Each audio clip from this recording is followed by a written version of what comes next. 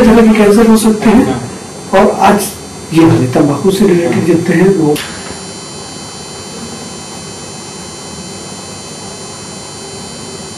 हम लोग अच्छा डिजाइन प्लान, छोटे कमरे हैं मगर मतलब इफेक्टिव है।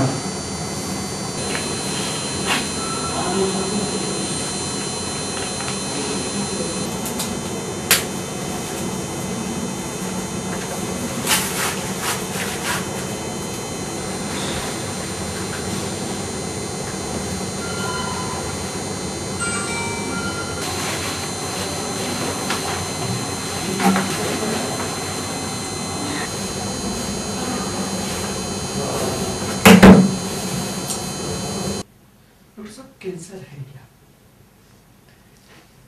अपने शरीर में कुछ कोशिकाएं हैं, जब नॉर्मल अगर सरल भाषा में समझाई जाए तो जैसे एक सोसाइटी है, सोसाइटी में हर तरह के लोग रहते हैं। उसमें कुछ लोग होते हैं जो कानून तोड़ते हैं, जब भाई गुंडे मवाली हैं, वो किसी भी इसका मतलब जो लॉज हैं वो फॉलो नहीं करते। उसी तरह से कुछ कोशिकाएं हमारे शरीर में ऐसी उत्पन्न हो जाती हैं जो बाकी कोशिकाओं से भिन्न होती हैं और गुंडे मवाली की तरह कोई भी तरह का लॉ को नहीं मानती हैं। जैसे हमारे यहाँ आप सोसाइटी में नियम है कि आप अपने घर में रहेंगे, पड़ोसी के यहाँ नहीं जाएंगे, अपने घर में ही खाना खाएंगे, जो भी चीज़ें हैं वो एक नियम बना हुआ है। तो वैसे ही कोशिकाओं में भी नियम है कि वो अपना खाना खुद से जनरेट करेंगे, इससे ज़्यादा नहीं बड़े होंगे। जब ये कुछ कोशिकाएं इन सब चीज़ों को तोड़ देती हैं, इन सब को मानना बंद कर देती हैं और बढ़ना शुरू कर देती है, बगल वाले कोशिका को भी खा जाती है, उसका खाना भी ले लेती है और फिर अपने जहाँ पे भी उसको, जैसे मुंह की कोशिका है वहाँ से फैल करके वो अगर कैंसर रूपी हो गई तो फिर वहाँ से फेफड़े में चली गई, गले में आ गई, इस तरह की गठाने अगर वो फैलने लगती है तो एक तरह से ये सोचो कि अनलॉफुल सेल्स हैं, ठीक है, जो किसी की भी कोई भी नियम जो शरीर का है वो उसको नहीं मानते हैं। तो एकदम सरल इसमें ये इस तरह के अनलॉफुल सेल्स हैं जो शरीर के कोई भी नियम को नहीं मानते और बढ़ते रहते हैं और आसपास की चीजों को नुकसान पहुंचाना शुरू कर देते हैं। तो कोशिकाओं की इस तरह से अनियंत्रित होने की कुछ नॉर्मली क्या होता है, हम लोगों को हर कोशिका में एक जेनेटिक मेकअप होता है, एक जीन होता है जिससे कि वो उसका सारा रेगुलेशन होता है कि इतना बढ़ेगी, इसके बाद इसका अंत होना है या ख़त्म हो जाएगी, या इससे ज़्यादा नहीं बढ़ेगी, इतना ही खाना खाएगी। तो कहीं पे जीन्स में जब कोई म्यूटेशन हो जाता है और ये रेगुलेशन ख़त्म हो जाता है जो इसको नियंत्रित करता है कोशिकाओं को बढ़ने से या उसको आसपास के चीज़ों को डिस्ट्रॉय करने से, तो हर कैंसर के पीछे एक जेनेटिक म्यूटेशन कहीं ना कहीं कुछ ना कुछ रहता है। एक कोशिका में कुछ बदलाव आ जाता है जिसके कारण वो उस तरह से उसकी जेनेटिक मेकअप में कुछ बदलाव आ जाता है जिससे कि वो इस तरह का बिहेव करने लगती है। कैसे कोई समझे कि उसे कैंसर की शुरुआत कैसे होती है, लक्षण क्या है? नॉर्मली भाई जैसे नॉर्मल शरीर है, कोई गठान अगर हो गई तो गठान मतलब वहाँ पे कोई एबनॉर्मल ग्रोथ है, ठीक है, तो हर गठान कैंसर नहीं होती है बट वो एक लक्षण हो सकते हैं कैंसर के। कहीं कोई घाव है जो नहीं बह रहा है, जो भर नहीं रहा है, भाई 2 महीने हो गए आपका घाव भर ही नहीं रहा, आपने तमाम इलाज कर लिया, तो वो एक कैंसर के लक्षण हो सकते हैं। कहीं से भी रक्तस्राव हो, ब्लीडिंग हो गई, ठीक है, मुंह के अगर उल्टी में ब्लड आ रहा है या खांसी में ब्लड आ रहा है या टट्टी के रास्ते से ब्लड आ रहा है या महिलाओं में मासिक के अलावा भी ब्लीडिंग शुरू हुई है, बहुत हैवी मेंसेस हो रहे हैं, तो ये सब कैंसर के लक्षण हो सकते हैं। कितने प्रकार के कैंसर? कैंसर के प्रकार जो हम लोग मेडिकली जो उसको डिवाइड करते हैं उसमें कई तरह से होते हैं। एक तो उनकी बनावट पे, भाई जैसे स्क्वामस सेल है, जो स्किन का कैंसर है या एडिनोकार्सिनोमा है, बट वो अपने लिए उतना ज़रूरी नहीं है। हम लोग ये जाने कि जितने भी शरीर के अंग हैं लगभग सभी अंगों में कैंसर हो सकते हैं, ठीक है। अब इसमें से कुछ कैंसर ऐसे होते हैं जो अपने हाथ में, हमारे हाथ में रहते हैं कि भाई उनका हमें मालूम है कि कुछ जैसे कुछ सेवन करने से होते हैं, कुछ अनियंत्रित लाइफस्टाइल से होते हैं, और कुछ के बारे में हमें जानकारी नहीं है कि मतलब भाई एग्जैक्ट जानकारी हम नहीं बता सकते कि किस कारण से होते हैं। मुख्यतः किस किस अंगों पे कैंसर सामने होता है? भारत देश में जो सबसे कॉमन कैंसर है वो टोबैको से रिलेटेड है, और मुंह और एरोडाइजेस्टिव ट्रैक्ट, लंग्स, फेफड़े, इन सब को वो अफेक्ट करता है। और ये हमारे देश में सबसे कॉमन कैंसर है। स्त्रियों में बच्चेदानी के मुंह का कैंसर और ब्रेस्ट कैंसर। ब्रेस्ट कैंसर की संख्या बहुत बढ़ गई और बड़े शहरों में, दिल्ली, बम्बई में अब ये शायद गर्भाशय के मुंह के कैंसर से ज़्यादा इस पे आ गई है। तो ये मेजर कैंसर्स हैं जिससे हम लोग आजकल जूझ रहे हैं। रक्त और हड्डियों में भी कैंसर होता है, वो किस तरह का भिन्न होता है? रक्त और हड्डियों के जो कैंसर होते हैं वो इससे थोड़ा सा इसलिए भिन्न होते हैं कि उनमें आनुवांशिक तत्व ज़्यादा होते हैं, उसमें जेनेटिक म्यूटेशन रहता है और वो नॉर्मली किसी चीज़ के सेवन करने से या इस तरह की चीज़ों से कम प्रभावित होते हैं और अक्सर वो बच्चों में या बहुत एज बूढ़ों में देखने में ज़्यादा रक्त के कैंसर जो है वो उन एज ग्रुप में ज़्यादा देखने को मिलते हैं। मुंह के कैंसर की वजह क्या होती है? मुंह के कैंसर की मेन वजह जो हमारे देश में है वो है तंबाकू, बट इसके अलावा खराब दांत, ओरल मुंह की साफ सफाई नहीं रखना, ठीक है, ये सब चीज़ें भी मुंह के कैंसर को जन्म दे सकती हैं। तंबाकू के सेवन से और किन किन अंगों को नुकसान होता है कैंसर रिलेटेड? मुंह तो आप जो भी जहाँ से हम लोग, जैसे आप सिंपल से चीज़, जैसे हम तंबाकू खाते हैं उसका रस जाता है, तो वो जहाँ जहाँ भी जाता है भाई मुंह का पूरा हिस्सा, ठीक है, अगर आप स्मोकिंग करते हैं तो आपका जो फेफड़े का पूरा हिस्सा, ईसोफेगस जो आहार नली है, और मतलब वहाँ जहाँ तक उसका स्राव होता है आमाशय पे उतना असर नहीं है, बट फिर भी ईसोफेगस, मुंह के सारे अंग, वॉइस बॉक्स जो बोलने का बक्सा है हमारा, सांस की नली, सांस की जो फेफड़े हैं, सांस के फेफड़े, इन सबों को ये करता है। मतलब भ्रम की भी स्थिति है, कुछ लोग कहते हैं कि अगर सिगरेट में फिल्टर है या हुक्के का प्रयोग करते हैं या तंबाकू दबाते हैं, सब में भिन्नता है, इस भ्रम को कैसे तोड़ना चाहिए? देखो भाई, जहाँ तक तंबाकू के सेवन का सवाल है, ठीक है, चाहे वो फिल्टर वाला सिगरेट हो, चाहे आप बीड़ी पी रहे हो जो क्रूडेस्ट फॉर्म ऑफ स्मोकिंग है, और या फिर आप गुटखा खा रहे हो, तो जहाँ पर तंबाकू का सेवन है, फिल्टर आपको कैंसर से नहीं बचाता है। ऐसा कहीं भी रिसर्च में नहीं है कि अगर आप फिल्टर वाले सिगरेट पी रहे हैं और तो आपको कैंसर नहीं होगा, नॉन फिल्टर सिगरेट पी रहे हैं तो कैंसर होने की संभावना ज़्यादा है। तो फिल्टर उसकी जो भी उसका टेस्ट या कुछ कार्बन पार्टिकल्स को फिल्टर ज़रूर करता है, बट वो आपको कैंसर से बचा नहीं सकता है। मतलब ये भ्रम है ये कि अगर फिल्टर वाला सिगरेट हम पी रहे हैं तो मुझे तंबाकू स्मोक रिलेटेड कैंसर नहीं होगा।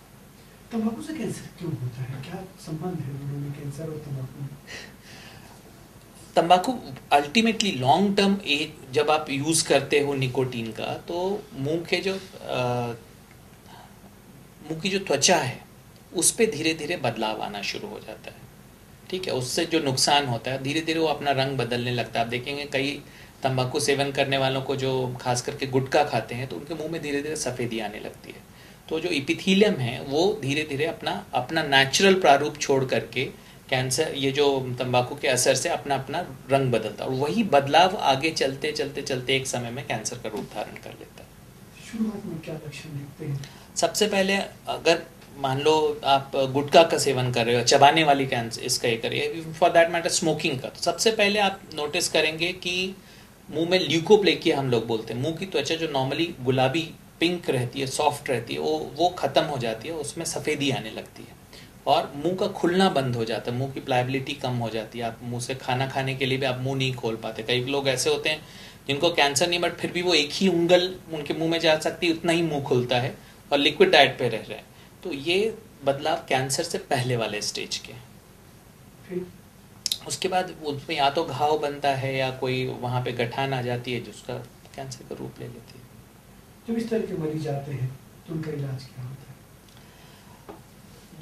मतलब देखो, अगर हमारे पास मरीज ल्यूकोप्लेकिया वाले स्टेज में आते हैं, जब मुंह का कैंसर डेवलप नहीं हुआ बट प्री कैंसरस चेंजेस, मतलब प्री मैलिग्नेंट चेंजेस शुरू हो गए हैं जैसे भाई, तो उस समय भी अगर हम लोग हम उन्हें हिदायत देते हैं कि आप अभी भी स्मोकिंग स्टॉप करो, कम नहीं, स्टॉप, STOP, स्टॉप मतलब बंद, तो हो सकता है कि वो बदलाव वहीं पर रुक जाएं और कैंसर का रूप नहीं ले, ठीक है। मगर एक बार जब कैंसर डेवलप हो गया, अगर कैंसर हो गया तो सबसे पहला उसका ये है कि भाई उसको हमको डॉक्यूमेंट करना पड़ता है कैंसर है कि नहीं।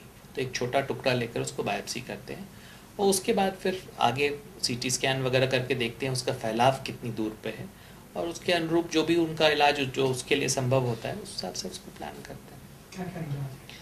कोई भी कैंसर के आमतौर पे 3 इलाज हो, 3 तरह से हमारी पद्धति में एलोपैथिक में इलाज है। वो है, एक तो ऑपरेशन करते हैं उसका, और दूसरा उसको सिकाई, बिजली की सिकाई देते हैं, रेडियोथेरेपी जिसे बोलते हैं, या फिर एंटी कैंसर इंजेक्शन देते हैं जिसे कीमोथेरेपी बोलते हैं। कैंसर की चिकित्सा में कितना पिछले कुछ दशकों में कितनी तरक्की हुई, क्या कुछ नया होने लगा है? कैंसर की आज की तारीख में अगर इलाज में कहीं किसी एक बीमारी में अगर रिसर्च और तरक्की हुई तो वो कैंसर है, क्योंकि इतनी सारी नई दवाएं आ गई हैं, इतनी सारी पद्धति आ गई है। सिकाई जो पहले मतलब बहुत पेनफुल हुआ करती थी, उसमें इतने बदलाव आ गए हैं। सर्जरी में भी अब रिकंस्ट्रक्शन, और पहले इतना विभत्स सर्जरी हुआ करती थी कि एक बार ऑपरेशन हो गया तो शायद वो शक्ल देखने लायक नहीं रहे। उस हिसाब से आजकल सर्जरी भी बहुत रिफाइंड हो गई है, और इन सब चीज़ों के कारण कैंसर ट्रीटमेंट पहले से ना केवल पहले से कारगर हो गया, बल्कि जो सर्वाइवल है, पेशेंट के जो बचने की संभावना है वो भी बहुत अच्छी हो गई। डॉक्टर साहब, कैंसर से बचाव किस तरह से संभव है? इंसान क्या कोशिश करे कि इससे बचा जा सके काफी हद तक? ज़्यादातर कैंसर जिसके बारे में हमें मालूम है, जिसके कारण हमें निश्चित रूप से मालूम है, जैसे वो ज़्यादातर व्यसनों से ही रिलेटेड है। भाई आप अगर तंबाकू का सेवन नहीं करें, शराब एक्सेस में नहीं लें, ठीक है, वजन अपना कंट्रोल में रखें, ज़्यादा हार्मोनल से रिलेटेड दवाइयाँ नहीं लें, तो कैंसर से काफ़ी हद तक बचाव हो सकता है। खान पान में ध्यान रखें कि हरी साग सब्जियाँ खूब खाएं, एंटीऑक्सीडेंट्स खूब लें। तो आप अगर लाइफस्टाइल नियंत्रित रखते हैं तो काफ़ी हद तक आपका कैंसर से बचाव संभव है। कुछ लोग दावा करते हैं कि धूम्रपान करने के बावजूद, तंबाकू सेवन के बावजूद उनके आसपास के कुछ लोगों को कैंसर नहीं हुआ है। इसी भ्रम में वो करते रहते हैं, दावा करते हैं कि नहीं होता है। ऐसे मरीजों को क्या कहेंगे, ऐसे लोगों को? भाई हम लोग कहीं भी ऐसा नहीं कहा जाता है कि 100 मतलब आप 100 लोग अगर सिगरेट पी रहे हैं तो 100 लोगों को कैंसर हो जाएगा, ठीक है। हम लोगों का ये, आप उनको ये हम लोग समझाते हैं कि अगर आप सिगरेट नहीं पीते हो, ठीक है, तो आपका, अगर मान लो आपका चांस है कैंसर होने का 100 में 1%, अगर आप सिगरेट पीते हो तो आपके चांसेस कैंसर होने के हैं 10%, ठीक है। तो आप 10% ज़्यादा रिस्क पे हो एक जानलेवा बीमारी होने में। हम कभी भी, ऐसा कभी भी नहीं होता कि हर लोग जो सिगरेट पीते सबको कैंसर हो ही जाता है, या बट आपका रिस्क सब्सटेंशियली बढ़ जाता है। तो आप जानबूझकर क्यों अपने आप को वैसे इसको सब्जेक्ट कर? जिनके परिवार में इस तरह की केस रही है उनमें कितनी प्रतिशत संभावना ज़्यादा होती है? कैंसर आनुवांशिक तौर पे लगभग 6 से 7% रहता है। उसमें निर्भर करता है कि कौन सा कैंसर, जैसे कोलन का कैंसर है जो जिसमें शुरुआत में पॉलिप होता है, उसमें लगभग जो आनुवांशिक तरह से इनहेरिटेंस है वो 25% 50% तक होता है। ब्रेस्ट कैंसर में, छाती के लेडीज़ में ब्रेस्ट कैंसर में कई बार अगर यंग एज में मदर को, सिस्टर को, फर्स्ट डिग्री रिलेटिव को कैंसर है तो उसमें भी कैंसर की संभावनाएं परिवार में चूँकि कैंसर है बहुत ज़्यादा होती हैं। तो ऐसे लोगों को हम लोग बहुत यंग एज से स्क्रीनिंग शुरू कर देते। स्क्रीनिंग मतलब डॉक्टरी जांच शुरू कर देते हैं, ताकि अगर थोड़ा भी हमें कैंसर का लक्षण मिले तो शुरुआत के स्टेज में ही हम लोग उसको इलाज करके उसको क्योर कर सकते हैं। कैंसर का मरीज किस तरह की जिंदगी जीता है कैंसर के दौरान, कैसी परेशानियाँ आती है उसे, किस तरह की? देखो, उसमें ये निर्भर करता है कि उसका इलाज संभव है या नहीं। अगर वो लाइलाज वाले स्टेज में आता है तब तो ज़िंदगी की क्वालिटी बहुत बुरी होती है भाई, खाना पीना भी मुश्किल हो जाता है। अगर मान लो ओरल कैंसर है तो वो ना खाना चबा सकता है, ना निगल सकता है, और बहुत सारी परेशानियां हैं। मुंह से रक्तस्राव हो सकता है, ब्लीडिंग हो सकती है, मवाद आ सकता है। बट एक कैंसर का मरीज अगर प्रॉपर इलाज करता है और उसके दौरान भले उसको थोड़ी परेशानी हो, बट उसके बाद वो उतनी ही नॉर्मल जिंदगी जीता है जितना हम और आप जीते हैं। कैंसर की जानकारी हो पहले, कितनी जल्दी मरीज आए तो आप उसका इलाज पूरी तरह से ठीक कर सकते हैं? स्टेज 2 स्टेज, यहाँ तक कि स्टेज 3 स्टेज तक भी आजकल लोग अगर अपने पास आ जाते हैं तो हम लोग काफ़ी हद तक उनकी मदद कर सकते हैं। स्टेज 1 में तो लगभग 90% लोग क्योर हो जाते हैं, स्टेज 2 में भी लगभग 80% लोग क्योर हो जाते हैं। स्टेज 3 में भी कुछ कैंसर्स में लगभग 60-65% तक का अच्छा रिस्पॉन्स रेट है। तो आजकल कोशिश ये करनी चाहिए कि जो भी अपने को अबनॉर्मल इस तरह की कोई चीज़ लगे, भाई जो हम लोगों ने जैसे लक्षण बताए, कोई गठान हो, कोई अल्सर हो, जो घाव नहीं भर रहा है, कहीं से रक्तस्राव हो, कुछ भी ऐसी चीज़ हो, तो आप जल्द से जल्द आएँ, ठीक है। अब एक चीज़ और मैं बताना चाहूँगा, पहले हम लोगों के एक कैंसर जो हम लोग यहाँ खास देखते हैं वो है गॉल ब्लैडर का कैंसर।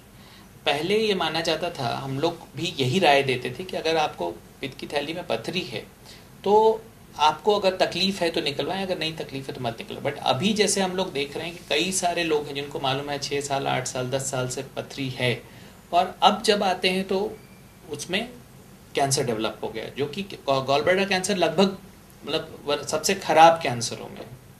तो अब हम लोग थोड़ा ज़्यादा जागरूक होकर के उनको बोलते हैं कि भाई अगर बहुत दिनों से पथरी आपको परेशान कर रही है, बार बार दर्द हो रहा है तो आप उसको निकलवा लो, क्योंकि वो भी एक कैंसर हमारे एरिया में, ये जो गैंजेटिक प्लेन है और छत्तीसगढ़ मध्य प्रदेश यूपी बिहार का जो एरिया है, इसमें ये भी कैंसर बहुत कॉमन हो गया। तंबाकू से जो कैंसर है तो शासन की, सरकार की क्या भूमिका हो सकती है इसे कम करने की दिशा में? सबसे बड़ी भूमिका जो हो सकती है वो है कि पब्लिक अवेयरनेस की। तंबाकू बंद करना एक अच्छा कदम है, बट जब तक आप लोगों को जागरूक नहीं करेंगे, जब तक लोग खुद से तंबाकू छोड़ेंगे नहीं, तब तक मुझे लगता है कि इस पे आप अच्छे से नियंत्रण नहीं कर सकते हैं। मेरे हिसाब से सबसे ज़्यादा जो सरकार इस पे काम कर सकती है वो है कि लोगों को जागरूक बनाए, जगह से जगह एंटी टोबैको कैंपेन चलाए, लोगों को बताए कि आपको क्या परेशानी हो सकती है। खाली कैंसर ही नहीं है भाई, तंबाकू से हार्ट की भी बीमारी होती है, बहुत कॉमन है, सांस की, फेफड़ों की बीमारी होती है। तो एक ऐसी उसके अगेंस्ट इतनी सारी चीज़ें हैं, इतना ज़्यादा प्रचार मटेरियल है कि अगर हम लोगों तक उसको पहुंचाएं, अगर स्कूल से ही बच्चों को पढ़ाना शुरू कर दें, क्योंकि ये जो हैबिट फॉर्मिंग एज होता है वो 10th से 12th क्लास के बीच में मैक्सिमम रहता है उसको, या फिर जब आप जैसे ही कॉलेज इंटर करते हैं, तो उस समय से अगर आप उससे पहले ही 5वीं 6वीं से ही अगर आप उसके अगेंस्ट कैंपेन चलाएं और लोगों को में ये बात पर्कोलेट करें कि नहीं, हमें तंबाकू अच्छी चीज़ नहीं है, हमें इसका सेवन नहीं करना है, तो मुझे लगता है शायद वो प्रतिबंध से भी अच्छा काम करेगी। बिलासपुर में करीब 50 संगठन यही कोशिश कर रहे हैं, नशा मुक्ति अभियान चला रहे हैं, उनकी कोशिश को शायद आपके कुछ संदेश से बल जाए, तो क्या कहना चाहेंगे उन्होंने जो अभियान छेड़ा हुआ है बिलासपुर में? मैं उनको यही कहना चाहूँगा कि भाई आप बहुत अच्छा काम कर रहे हो, और आप अपना आप जितनी जान आप बचा सकते हो उतना कोई हॉस्पिटल नहीं बचा सकता, ठीक है? इसलिए आप अपना काम जोर शोर से करो, और खास के बच्चे और यंग जनरेशन को पे ज़्यादा ध्यान दो, और कोशिश करो कि उनको उनके मन में जो हम लोगों के तंबाकू के प्रति जो आप संदेश दो कि वो खुद ही, अगर उनको सिगरेट ऑफर भी कर दे कोई तो वो ना ले, या पान तंबाकू दें तो भी ना लें। इतना जागरण, इतनी जागृति आप पैदा कर दो कि उनको अगर दुकान पे सिगरेट अगर फ्रीली मिले तो भी वो नहीं, तो ये तब हम लोग इस लड़ाई को जीत पाएंगे। और ये संभव है, अगर हम पोलियो जैसी चीज़ को हरा सकते हैं तो कैंसर की संख्या तो उससे बहुत कम है, और ये अपने हाथ में, और ये उतनी संक्रामक भी नहीं, उतनी क्या संक्रामक है ही नहीं।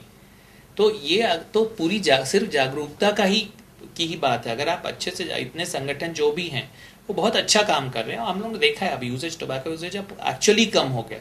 बैन से भी बहुत, आप ज़्यादातर जगह आप सिगरेट पीते हुए लोगों को नहीं देख पाएंगे, सब जगह बैंड है, तो वो भी एक डिटरेंट का काम करता है। बट एजुकेशन सबसे महत्वपूर्ण हथियार है इसमें, कि अगर आपने लोगों को सिखा दिया, पढ़ा दिया, एजुकेट कर दिया कि हाँ ये चीज़ खराब है, तो कोई आदमी क्यों इसका सेवन करे। डॉक्टर साहब, फिर भी जो पीड़ित हो गया, जिन्हें अभी पता चला है उन्हें कैंसर है, वो डर रहे हैं, सहमते हैं, कैंसर का मतलब मौत समझते हैं, उन मरीजों से क्या कहेंगे? डरने की तो कोई बात ही नहीं है, ठीक है? आज की तारीख में कैंसर अगर आप समय पे आ जाते हो तो बहुत हद तक क्योरेबल, और सबसे अच्छी बात है कि सारी सुविधाएं आपके शहर में उपलब्ध है, आपको कहीं बाहर जाने का ये नहीं है। पहले क्या था, आपको बाहर जाके महीनों रहना पड़ता था, 1.5 महीने 2 महीने बाहर, बम्बई दिल्ली कलकत्ता में रहना आसान नहीं था, खर्च फिनोमिनल था। तो अब सारी चीज़ें आपके घर में उपलब्ध है, state of the art, world class. तो आपको डरने की आपको सामने आना है, थोड़ा सा हिम्मत रखना है, बहादुर। पहली बात कि आप कई सारी जो ये हमारी धारणाएं हैं कि आप बायोप्सी कराओगे तो कैंसर बढ़ जाएगा, ऑपरेशन कराओगे तो कैंसर बढ़ जाएगा, इन सब धारणाओं में मत पड़ो।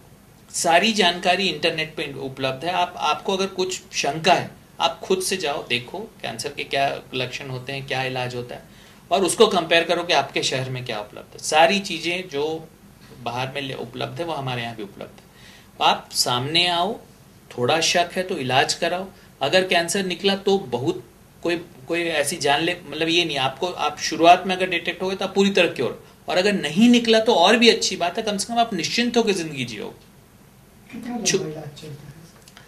कोई भी कैंसर का इलाज अगर हम ये माने कि ऑपरेशन, जैसे नॉर्मली मुंह का कैंसर है उसमें नॉर्मली कीमोथेरेपी की जरूरत नहीं पड़ती है, तो अगर ऑपरेशन और रेडियोथेरेपी लें तो लगभग 6 हफ्ते में इलाज पूरा खत्म हो जाता है। और अन्य कैंसरों में जैसे जिसमें कीमोथेरेपी, जैसे ब्रेस्ट कैंसर है तो उसमें लगभग जैसे कीमोथेरेपी 6 साइकिल लगनी है, तो 4.5-5 महीने में कोई भी कैंसर का इलाज, 6 महीने ज़्यादा से ज़्यादा आपको अस्पताल के चक्कर लगाने पड़ सकते हैं। ठीक है, बट वो भी कैसा, महीने में 1 दिन कीमो के लिए आना है या 2 दिन आना है। सिकाई के लिए भाई जैसे आप 5-20-25 मिनट के लिए आपको हॉस्पिटल आना है, सर्जरी के समय आपको 4-5 दिन एडमिट रहना पड़ सकता है।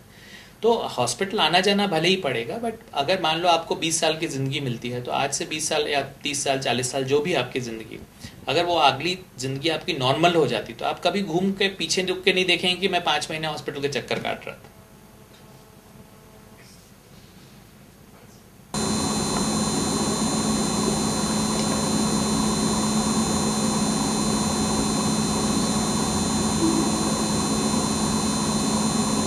सेवा समिति तो मंडी चौक की, उन्होंने इसकी शुरुआत की तो बड़ी तेजी से करीब उसमें 20-25 तो महिला संगठन है। उन्होंने सारे लोगों ने संकल्प लिया है, 1-1 लोग 2-2 लोगों को नशा छुड़ाएंगे। तो वो भी चाह रहे थे, अगर ये कार्यक्रम देख के हमारा ऐसा कर लो ना कि मतलब वो सारी संस्थाएं जो हैं, जो उनके ट्रेनर हैं, जो मोटिवेटर हैं, उनको बुलाओ। हाँ ठीक है, वो बात मतलब मैं बता रहा हूँ, आप बताओ, मैं आपको बता रहा हूँ, आप कोऑर्डिनेट करो। हम लोग पास बहुत सारे फोटोग्राफ हैं ओरल कैंसर के, जिसको देख के ही आदमी अगली बार वो तो कुछ भी नहीं। ठीक है, वैसे हम लोग कुछ वीडियोज या कुछ स्टिल फोटोग्राफ्स पे भी हो जाए, मतलब कुछ ऐसा हो जहाँ पे कि मतलब आउटरीच हो, मतलब पब्लिक आती जाती है। और बेस्ट है कि school colleges maximum, high court, lower court, ठीक है, ये एकदम हाई कॉन्सेंट्रेटेड जोन है जहाँ पे इतना तंबाकू इस्तेमाल होता है कि लोग चलेंगे, हम लोग कोई दिक्कत नहीं। ठीक है ना, 5-7 दिन पहले खाली बता दो ताकि हम लोग को शेड्यूल अपना है।